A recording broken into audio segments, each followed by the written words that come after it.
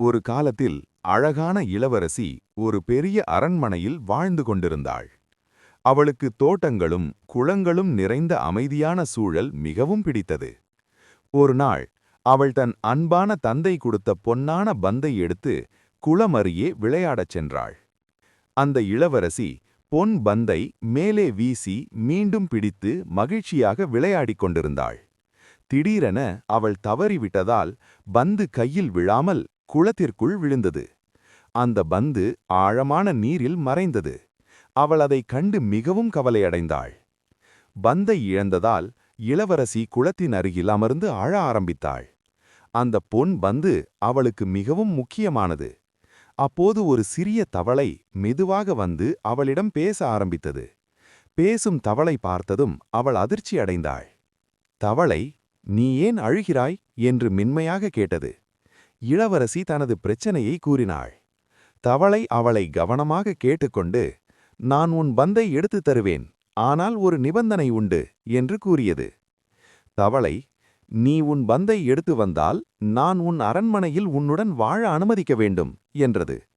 அவள் தன் பந்தை திரும்பப் பெற வேண்டும் என்ற ஆசையில் எந்த யோசனையுமில்லாமல் உடனே ஒப்புக்கொண்டாள்.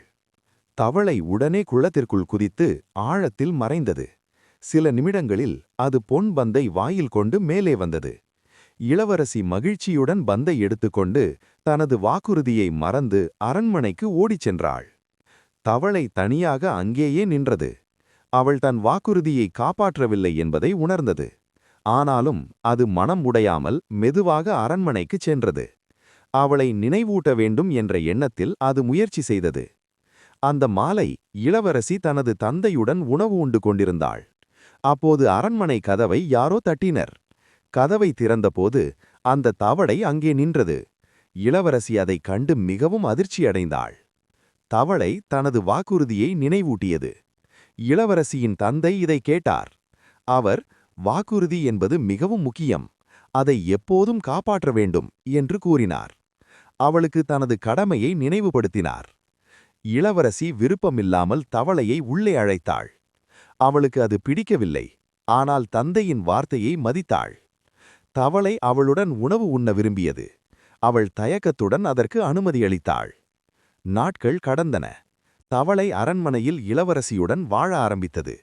ஆரம்பத்தில் அவளுக்கு அது சிரமமாக இருந்தது. ஆனால் மெதுவாக அவள் பழக ஆரம்பித்தாள். தவளை நல்ல மனம் கொண்டது என்பதை அவள் புரிந்து கொண்டாள். இளவரசி தவளையின் தோற்றத்தை விட அதன் உள்ளத்தை கவனிக்க ஆரம்பித்தாள். அது எப்போதும் நல்ல முறையில் நடந்து கொண்டது. அவள் அதனை ஒரு நல்ல நண்பராக பார்க்க ஆரம்பித்தாள். அவர்களுக்குள் ஒரு உண்மையான நட்பு உருவானது. ஒரு நாள் தவளை தனது ரகசியத்தை பகிர்ந்தது. அது உண்மையில் ஒரு இளவரசன் என்றும் ஒரு மந்திர சாபத்தால் தவளையாக மாறிவிட்டதாகவும் கூறியது. அந்த சாபத்தை உடைக்க ஒருவரின் உண்மையான நட்பு தேவைப்பட்டது. இளவரசி இதைக் கேட்டு மிகவும் பரிதாபப்பட்டாள். அவள் தனது வாக்குறுதியை காப்பாற்றியதன் முக்கியத்துவத்தை புரிந்து கொண்டாள். அவள் தவளையை உண்மையாக மதித்து அன்பாக நடத்த ஆரம்பித்தாள். அவளது மனம் மாறியது. அடுத்த நாள் காலை ஒரு அதிசயம் நடந்தது. இளவரசி எழுந்தபோது தவளை காணாமல் போயிருந்தது. அதன் இடத்தில் ஒரு அழகான இளவரசன் நின்றிருந்தான். அவள் அதைக் கண்டு மிகவும் ஆச்சரியப்பட்டாள். அந்த இளவரசன் சிரித்தபடி, "உன் உண்மை மற்றும் வாக்குறுதி காரணமாக சாபம் நீங்கியது" என்று கூறினான்.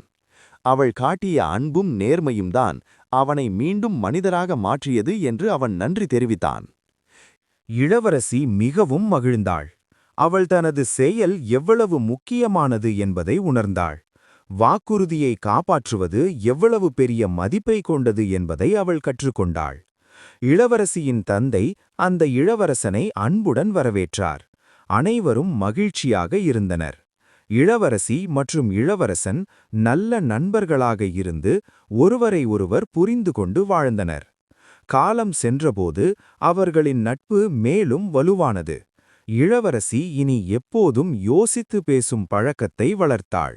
அவள் தனது வாழ்க்கையில் ஒவ்வொரு வாக்குறுதியையும் மதித்து நடந்தாள்.